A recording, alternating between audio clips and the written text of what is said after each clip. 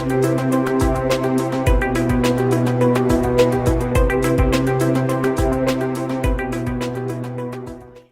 morning, Chiang Mai.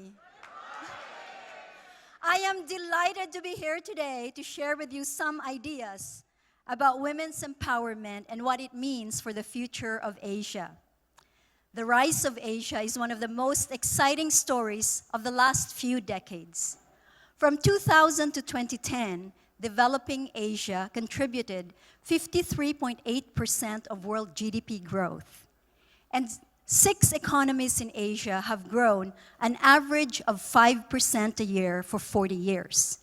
This is unprecedented. But the rise of Asia has a dark side. Women, who comprise 50% of Asia's population, are often excluded from leadership and are not able fully to contribute to or benefit from Asia's rise.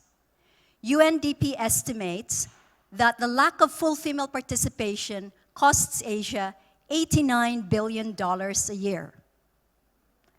So what is the state of women's leadership in Asia today? In the private sector, an increasing number of Asian women have made it to lists of the world's richest and most powerful. In Southeast Asia, there's a higher percentage of women CEOs and senior business executives than there are in the developed economies of the West. But as my friends from the Philippines like to point out, many Southeast Asian CEOs who are women are actually COOs, or children of owners. There is a long way to go before women of talent and ambition can rise to the top on sheer merit alone. In the public sector, Asia has the distinction of having more female heads of state than any other region in the world. But this phenomenon can be quite dangerous for men.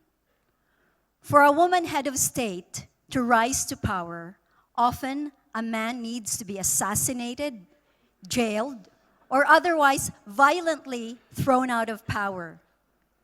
Again, this underlines the dynastic element of politics rather than a truly level playing field for men and women. So why should we care about empowering our girls and women? First, we need women in order to sustain economic growth in this region.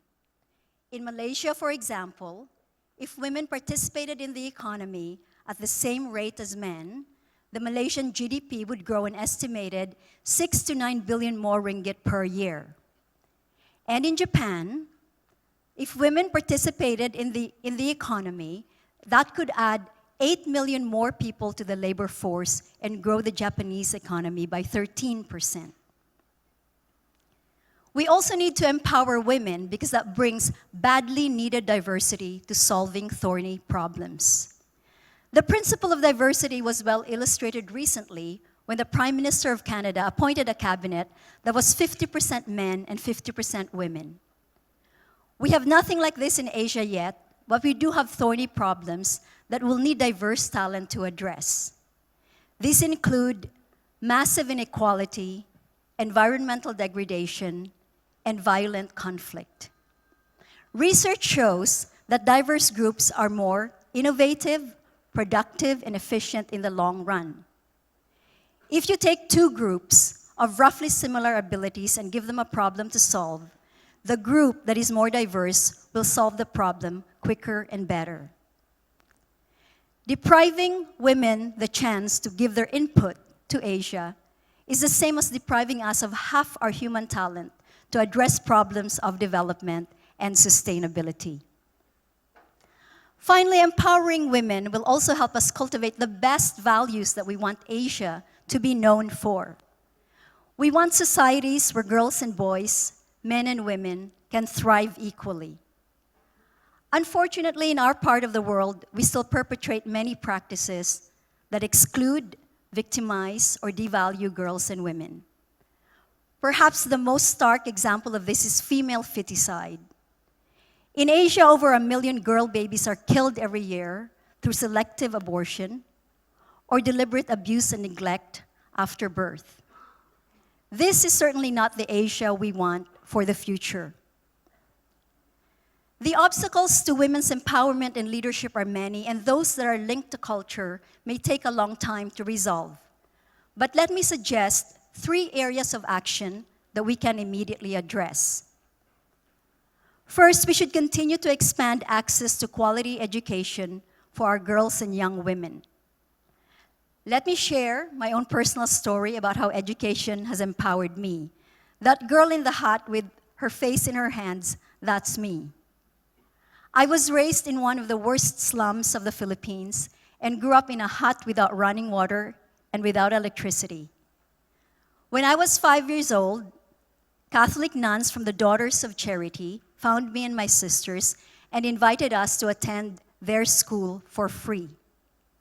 And when I was 10 years old, a young woman from Iowa named Margaret Brighton sponsored me for $18 a month through the Christian Children's Fund. Going to school made me discover that there was a whole new world outside of the slums. I read Time magazine and learned about New York City and said to myself, maybe someday I could live there. Later, I got scholarships to attend the University of the Philippines, Brigham Young University, Harvard, and M.I.T. And indeed, I went to New York City and lived there and worked on Wall Street.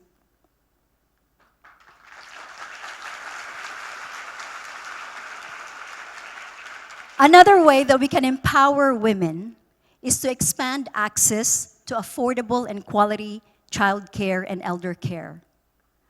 Women in Asia have entered the workforce in droves, but they also continue to bear most of the burden of taking care of young children and elderly relatives. This becomes so difficult for many working women that they simply opt to drop out of the workforce. This has created a phenomenon called the leaking pipeline. In some countries in Asia, the dropout rate for women is as high as 50 to 70%.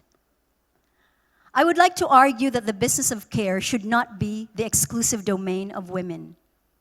In fact, in the case of childcare, research shows that the benefits to children of having fathers who play with them and feed them and bathe them and care for them goes beyond the years of childhood.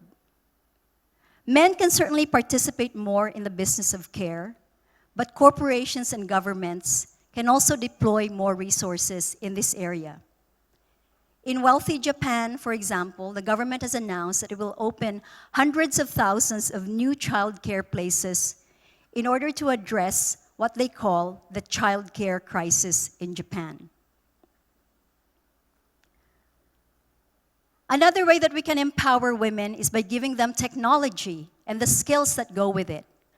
In my work at Microsoft, I have experienced firsthand the remarkable empowerment that technology can bring. This is Ayu. She is from Indonesia, and she designs clothing for Muslim women. Her designs have been used in the Miss World beauty pageant. Through technology, Ayu can collaborate and communicate with staff and customers across the many islands of Indonesia. The young lady here with the head cover is Nia.